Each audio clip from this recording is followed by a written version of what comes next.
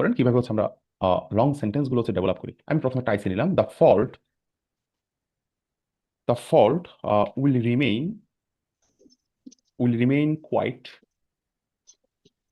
Quite, মানে ফলটা হচ্ছে কি থাকবে, শান্ত থাকবে। ফলোইং মানে তারপরে, following a major following a major earthquake following a major earthquake and its after shocks.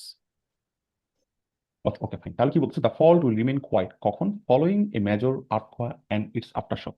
দেখেন ভালো করে একটা জিনিস বোঝার চেষ্টা করেন, এই সেন্টেন্সটাকে যদি আমি বলি বা এটাকে বাংলা করেন তাহলে আপনি বলবেন হচ্ছে একটা মেজর আর্কোয়া এবং এটার আফটার শকের পরে ফল্ট কি থাকবে, রিমেইন, একদম বজায় শান্ত থাকে। থাকবে। শান্ত মানে একদম শান্ত থাকবে, এভাবে বলবেন না আপনি? হুম। তাহলে এই following a major earthquake and its aftershock, এটাকে আমি চাইলে বাক্যের শুরুতে এনে বসাইতে পারি না? হ্যাঁ। পারি, ঠিক আছে। একদম স্টেপ বাই স্টেপ খেয়াল করেন। এই যে জাস্ট তখন আমি এখানে একটা কমা দিয়ে এটাকে বাক্যের সামনে নিয়ে আসলাম, ঠিক আছে। আমার আইসি কিন্তু the fault will remain quiet. Okay, এখন আপনি বলতে পারেন যে ভাই আমার যে আইসি এই কি বলে, কোনটা ভুল হয়েছে, এটা হচ্ছে QUIET। ওকে, এখন আপনি বলতে পারেন যে ভাই আমার যে আইসি দ্য ফল্ট, এটার জন্য তো একটা অ্যাডজেক্টিভ ক্লজ আনা যাবে। হ্যাঁ অবশ্যই। So, আমি যেটা করব, দ্য ফল্টের সামনে একটা জায়গা ফাঁকা করব এবং হচ্ছে একটা বাক্য দিব যেখানে দ্য ফল্ট আছে। ইট ইট দিয়ে বোঝাচ্ছি আমি দ্য দ্য ফল্ট। তাহলে বলতে পারি দ্য ফল্টটা কি, the fault it is a break in earth earth crust. এখন এখানে চাইলে আমি আরো একটা হচ্ছে অ্যাডজেক্টিভ ক্লজ অ্যাড করে দিতে পারি, হোয়ার, যেখানে খেয়াল করেন ভালো করে, where pressure where pressure can where pressure can trigger where pressure can trigger an earthquake. ঠিক আছে, তা এই যে পোর্শনটা আছে, হ্যাঁ, এটা আমি কোথায় কিসের পরে নিয়ে অ্যাড করবো, আমি এটা অ্যাড করবো দ্য ফল্টের পরে নিয়ে, তাই না বিষয়টা? তাহলে আমি লিখতে পারি হ্যাঁ। এখানে যে the fault that is a break, তাই না, that is a break. Okay fine, তাহলে আমি এই পোর্শনটাকে জাস্ট কপি করে নিয়ে এখানে বসাই দিব, দ্যাট ইজ এ, তাহলে কি হলো, following a major earthquake and its aftershock, the fault that is a break in earth crust where pressure can trigger and earthquake will remain quiet. Okay, এখন আপনি খেয়াল করেন ভালো করে যে আপনি চাইলে এখন যেটা করতে পারেন সেটা হচ্ছে এটাকে রিডিউস করতে পারেন, তাই না, এই বাক্যটাকে হচ্ছে রিডিউস করতে পারেন, দেখি তো আমরা পারি কিনা। আপনি চাইলে এই বাক্য থেকে এখন এই যে দ্যাট কেটে দিবেন, ইস কেটে দিবেন। এই জিনিসটাকে আমরা রিডাকশনের, আমরা যখন অ্যাডজেক্টিভ ক্লজকে রিডিউস করছিলাম, আমরা তিনটা টাইপ শিখছিলাম, তাই না, অ্যাডজেক্টিভ ফ্রেজকে আমরা তিনটা টাইপে ভাগ করছিলাম, একটা ছিল হচ্ছে অ্যাপোজিশন, একটা ছিল প্রেজেন্ট পার্টিসিপিয়াল, একটা পাস্ট পার্টিসিপিয়াল। এটা কিসের মধ্যে পড়ছে? এটা হচ্ছে জাস্ট অ্যাপোজিশন, তাই না, অ্যাপোজিশন, এটা হচ্ছে অ্যাপোজিশন। আচ্ছা, এখন এই বাক্যটা খেয়াল করেন যে দেখেন, where pressure can trigger and earthquake will remain quiet. এরপরে আপনার কাছে মনে হলো যে ভাই এখানে আমি হচ্ছে একটা, যে কতক্ষণ এটা শান্ত থাকবে, আনটিল, যতক্ষণ পর্যন্ত না, আনটিল, এখন আমি একটা অ্যাডভার্ব ক্লজ ইন্ট্রোডিউস করলাম, until stresses stresses have time to rebuild. এখন কেউ যদি কোশ্চেন করে যে এই সময়টা কতক্ষণ, রিবিল করার সময়টা কতক্ষণ, ঠিক আছে, আপনি কি বলবেন? আপনি চাইলে টাইমটা এখানে অ্যাড করে দিতে পারেন। এখন এই টাইমটা চাইলে আপনি টাইমের পরে নিয়েও অ্যাড করতে পারেন, অথবা এখানে কমা দিয়েও এরপরও আপনি অ্যাড করতে পারেন, ঠিক আছে। দেখেন, আপনি যখন কোনো কিছু একটা লিখবেন আপনি অবশ্যই নিজেকে নিজে কোশ্চেন করবেন, ঠিক আছে। আপনি এতটুকু চাইলে এসে ফুল স্টপ দিয়ে দিতে পারতেন, ঠিক আছে, বাট আপনি সেটা না করে আপনি যেটা করলেন একটা পাঁচ লাইন দিলেন, ঠিক আছে। অলওয়েজ হচ্ছে পাঁচ লাইন দিয়ে দিয়ে আপনাকে হচ্ছে সামনের দিকে আগাই যেতে হবে, এইভাবে হচ্ছে ধীরে ধীরে টুকটাক ভুল হবে, ঠিক আছে, আবার ঠিক হবে, এইভাবে করতে করতে আপনার যে লং সেন্টেন্স ডেভেলপ করার যে একটা কন্ট্রোল, এটা আপনার মধ্যে হচ্ছে চলে আসবে, বুঝতে পারলেন ভাই? জি। এখন এই যে কি বলে, এই যে রিভিল করার সময়টা ঠিক কতক্ষণ, এটা যদি আমি লিখি, আমি তাহলে এখানে দিয়ে দিই typically over hundreds hundreds or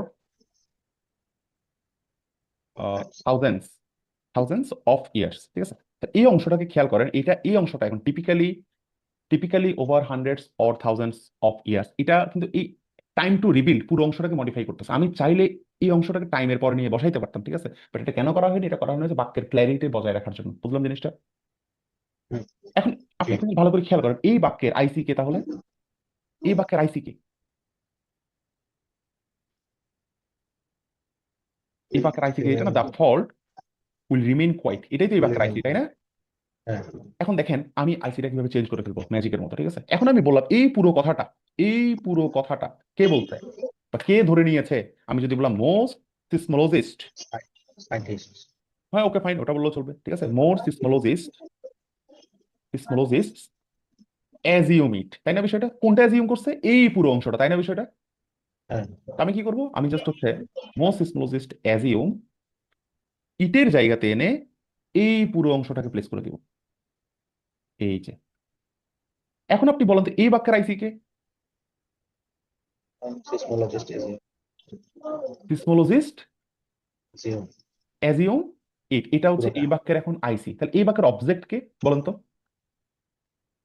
পুরোটাই ফলোইং। পুরোটাই, ফলোইং থেকে শুরু করে একদমই লাস্ট পর্যন্ত। বুঝতে পারছেন জিনিসটা? হ্যাঁ, আপনি যখন হচ্ছে, এখন দেখেন কেউ যদি বাক্যের বা সেন্টেন্সের স্ট্রাকচার সম্পর্কে ধারণা না থাকে, ঠিক আছে, তাকে যদি গিয়ে আপনি বলেন যে এই পুরো অংশটা হচ্ছে অবজেক্ট, অনেকে মানতে চাইবে? না, মানতে চাইবেন। বাট আপনার কাছে স্ট্রং লজিক আছে কিনা? আছে। আছে। এখন আপনাকে একটা মজার জিনিস দেখে, এই বাক্যটা আমি কপি করে নিই, এটা গুগল সার্চ করি, ঠিক আছে? আপনি আবার ক্রোমটা দেখতে পাচ্ছেন? হ্যাঁ, ওকে, এটাকে যদি আপনি সার্চ করেন, আমরা কেএমএফ এর ওয়েবসাইটে যাই, এটাই সেই বাক্য কিনা দেখেন তো, যেটা এতক্ষণ আমরা বানাইছি। হ্যাঁ, এটাই সেই yes, বাক্যটা, ঠিক আছে? এটাই হচ্ছে সেই বাক্যটা। তো এই বাক্যটা আপনাদের এটা কিন্তু একটা আরসি, কেএমএফ এর একটা আরসি, যেগুলো আপনাদের প্র্যাকটিস করতে হবে। ওইখান থেকে জাস্ট আমি নিছি, নেওয়ার পর আমি ব্রেকডাউন করে আমি এটা আপনাকে তৈরি করে দেখাইলাম, ঠিক আছে? তো এটা যখন আপনি জানবেন, ঠিক আছে, যে বাক্যকে কিভাবে ব্রেকডাউন করতে হয়, তাহলে আপনি হচ্ছে আপনার পড়ার যে একটা অভিজ্ঞতা, এটা কিন্তু চেঞ্জ হয়ে যাবে, তাই না ভাই? হ্যাঁ, ওকে ফাইন, আচ্ছা। এখন একটা মজার জিনিস আপনাকে আমি দেখাই, যে আপনি বলতে পারেন যে ভাই আমি একটা কাজ করতে চাচ্ছি, সেটা হচ্ছে এখানে আরো কিন্তু আরো বেশ কাজ করার কিন্তু সুযোগ আছে, ঠিক আছে? আপনি বলতেছেন ভাই আমি এই ফল্টের জন্য যে অ্যাডজেক্টিভ ক্লজটা আনছি ওটাকে আমি একটু এমফাসাইজ করতে চাই, আপনি এখানে তাহলে একটা এমডেশ ইউজ করতে পারেন, ঠিক আছে? A break in earth crust where pressure can trigger an earthquake, ঠিক আছে? এই পোর্শনে একটা এমডেশ আর ইউজ করতে পারেন। কখনো কখনো আপনি লেখার মধ্যে দেখবেন হচ্ছে কমাও ইউজ করা নাই, এমডেশ ইউজ করা নাই, সিম্পলি তারা হচ্ছে আহ, বন্ধনী ইউজ করছে, ঠিক আছে? প্যারেনথেসিস এটাও করতে পারবে, ঠিক আছে? এটা তো কোনো সমস্যা নাই, দিস ইজ অলসো রাইট। যে যখন কোনো একটা নাউন বা নাউন ফ্রেজের পরে একটা প্যারেনথেসিসের মধ্যে কিছু লেখা থাকবে, আপনি ধরে নেবেন হচ্ছে ওই অংশটার মধ্যে ওই নাউন বা ওই নাউন ফ্রেজ সম্পর্কে অতিরিক্ত তথ্য দেওয়া হচ্ছে। বুঝলাম জিনিসটা? জি। Any confusion?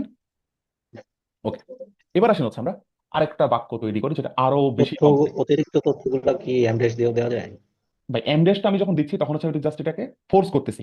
এইখানে এই বাক্য এবং এই বাক্যের মধ্যে পার্থক্যটা কি? পার্থক্যটা হচ্ছে এখানে যখন আমি এমডেসটা ইউজ করছি, আমি রিডারকে, আমি তো রাইটার, তখন আমি বাক্যটা লিখলাম, আমার যে রিডারকে আমি এই মেসেজটা দিচ্ছি যে যেহেতু এই অংশটাকে আমি এমডেসের মধ্যে নিয়ে আসছি, দ্যাট মিনস এটা ইম্পর্টেন্ট, এটা বেশ গুরুত্বপূর্ণ, আমি এটাকে জোর দিতে চাচ্ছি। বুঝলাম জিনিসটা?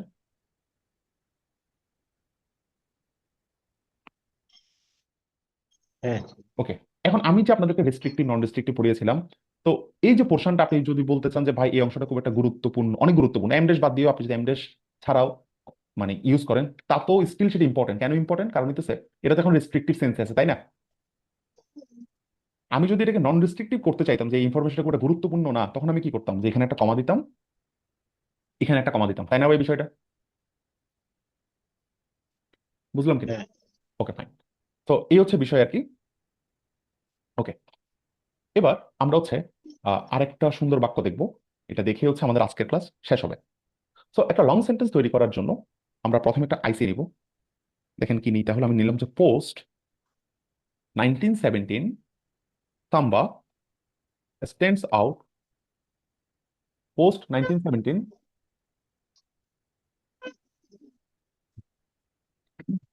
খেয়াল করেন। হুম,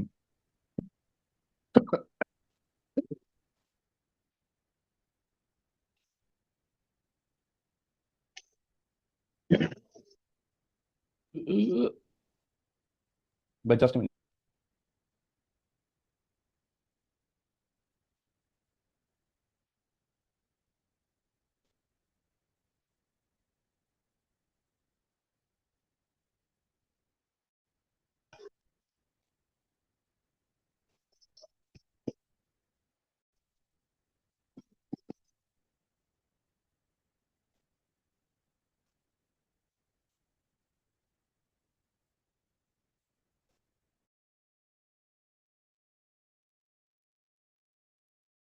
হ্যালো।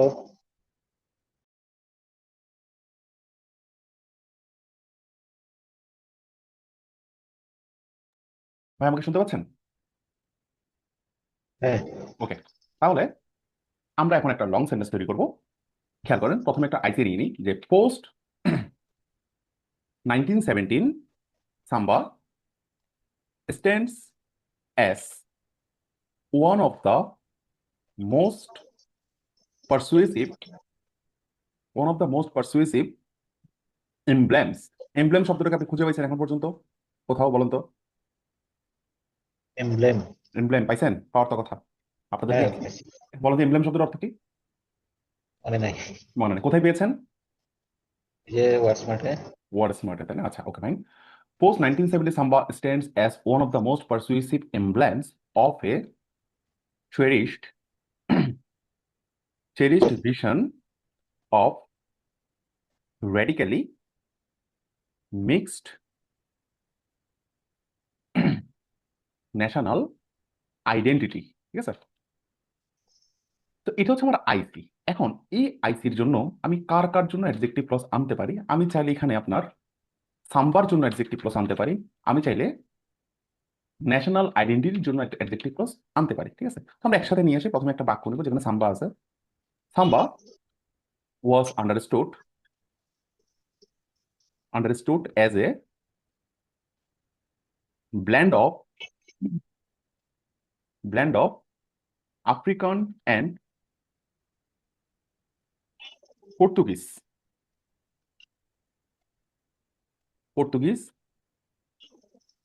Musical ideas. ঠিক আছে, ন্যাশনাল আইডেন্টিটি যদি আমি আনতে চাই তাহলে আমি বলবো যে ন্যাশনাল আইডেন্টিটি, খেয়াল করেন, ন্যাশনাল আইডেন্টিটি was linked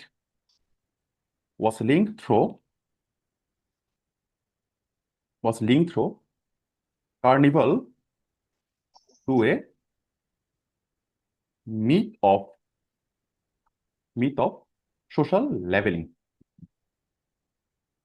আচ্ছা, এতটুকু আমরা আসলে বুঝলাম। এখন দেখেন আমি কি করবো, জাস্ট এখানে সাম্বাটা এখান থেকে কেটে দিব এবং হচ্ছে এখান থেকে কেটে দিব ন্যাশনাল আইডেন্টিটি। এখন আমরা তো অনেক অ্যাডভান্স হয়ে গেছি, তাই না ভাই? এখন আমরা সরাসরি হচ্ছে আপনার ফ্রেজ হিসেবে ইন্ট্রোডিউস করবো। ঠিক আছে, আর দ্যাট ওয়াজ দরকার নাই। এই যে এটা দিয়ে দিলাম এটার পরে, সাম্বার পরে। বুঝলাম?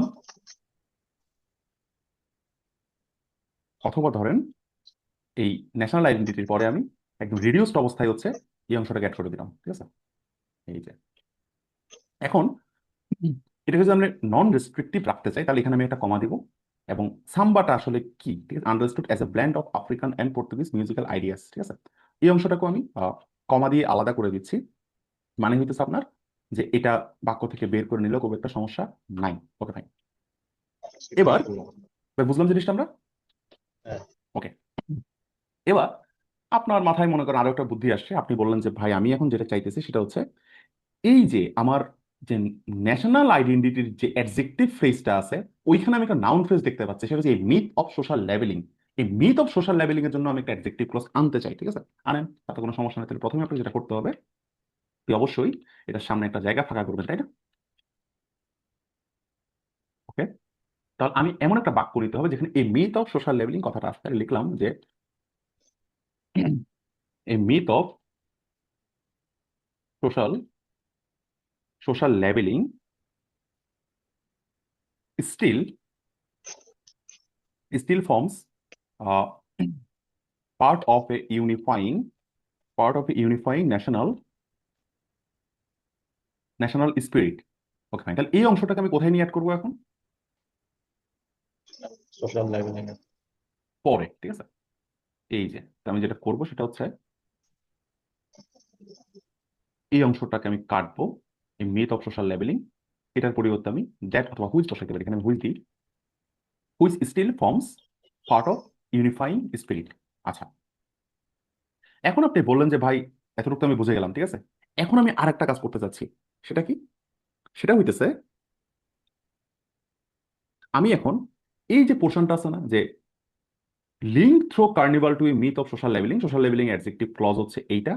এই পোর্শনটার সাথে আমি হচ্ছে এখন একটা, বা এই পোর্শনটাকে এটাকে কন্ট্রাডিক্ট করার জন্য যে which still forms part of a unifying national spirit, এটার সাথে আমি কন্ট্রাস্ট করতে যাচ্ছি, যার কারণে আমি এখানে একটা অ্যাডভার্ব ক্লজ অ্যাড করবো অলদো দিয়ে, ঠিক আছে?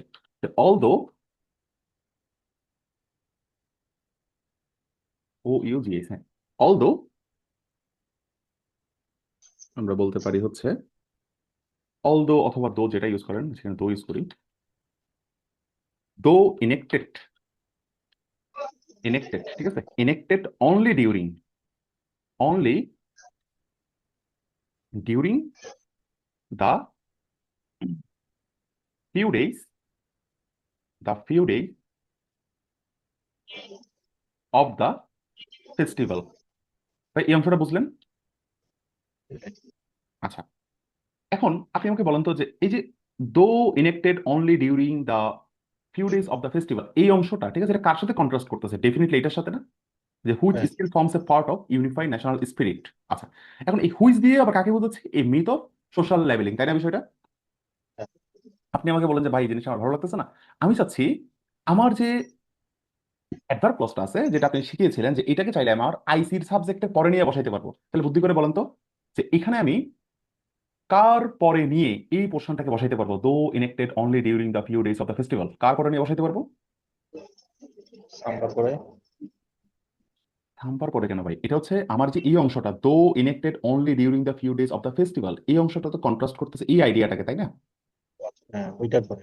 ওইটার পরে বলতে কার, মানে এই মিথ অফ সোশ্যাল লেভেলিং এর পরে না হুইচের পরে? সব সোশ্যাল লেভেলিং এর। সোশ্যাল লেভেলিং এর পরে না, হুইচের পরে, ঠিক আছে? কারণ হচ্ছে এই অ্যাডভার্ব ক্লজটা, এই অ্যাডভার্ব ক্লজটার সম্পর্ক আপনার এইটার সাথে না, সম্পর্কটা হইতেছে এইটার সাথে, বুঝতে পারছেন? হুইচ স্টিল ফর্মস, হুইচ বলতে কি, হুইচ বলতে তো আপনার এই মিথ অফ সোশ্যাল লেভেলিং কে বোঝাচ্ছে, তাই না? হ্যাঁ, তাহলে এ সাবজেক্ট হুইচ না, তাহলে হুইচের পরে নিয়ে বসাবেন না আপনি? হ্যাঁ, বুঝতে পারলেন জিনিসটা? হ্যাঁ, শিওর? আপনি যখন হ্যাঁ। অ্যাডভার্ব ক্লজকে হচ্ছে আহ, বাক্যের বা সাবজেক্টের পরে নিয়ে বসাবেন, তখন এটাকে কমা দিয়ে আলাদা করতে হবে। এই যে এখন এই পুরো অংশটা, ঠিক আছে, এই পুরো অংশটা যেটা যেমনটা ছিল আর কি, বাক্যটা যে টু মেনি ব্রাজিলিয়ানস, কেন আপনি জানেন সাম্বা হচ্ছে ব্রাজিলের একটা কি বলবো, বেশ পপুলার একটা ড্যান্স, তাই না? টু মেনি ব্রাজিলিয়ানস, এই ঘটনাটা, এটা একটা জাস্ট ইন্ট্রোডাক্টরি ফ্রেজ, এটা নিয়ে খুব একটা প্যারা নেওয়ার দরকার নেই। টু মেনি ব্রাজিলিয়ানস, বুঝলাম আমরা জিনিসটা?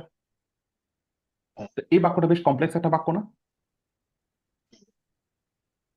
ভাই? বেশ কমপ্লেক্স।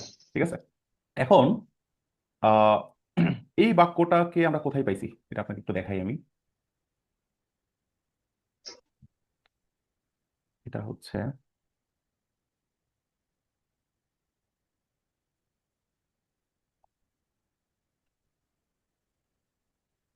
খুব সম্ভবত 241 নম্বর প্যাসেজে আছে। এই আপনার সবগুলো ম্যাটেরিয়াল ডাউনলোড করে নিছেন তো না? এটা কোনটা? এটার কথা বলতেছেন এটা ভাই? হচ্ছে রিডিং কম্প্রিহেনশন, সব ম্যাটেরিয়াল তো আমি দিয়ে দিছি। দেখেন কোথায় দিছেন ভাই? ভাই, ডক ফাইলে আছে, বুঝছেন? ডক ফাইলটা কাইন্ডলি চেক করবেন, বা ও আমি আচ্ছা, ওভার, ওই ঠিক আছে, লোকালের ভিতরে। হ্যাঁ, ওইখান থেকে নিয়ে নেবেন। এটা এইখানে দেখেন, এখানে কোথায় আছে, এই দেখেন টু মেনি ব্রাজিলিয়ানস, ঠিক আছে, কোথা থেকে শুরু হয়েছে, কোথায় এসে শেষ হয়েছে, খেয়াল করছেন?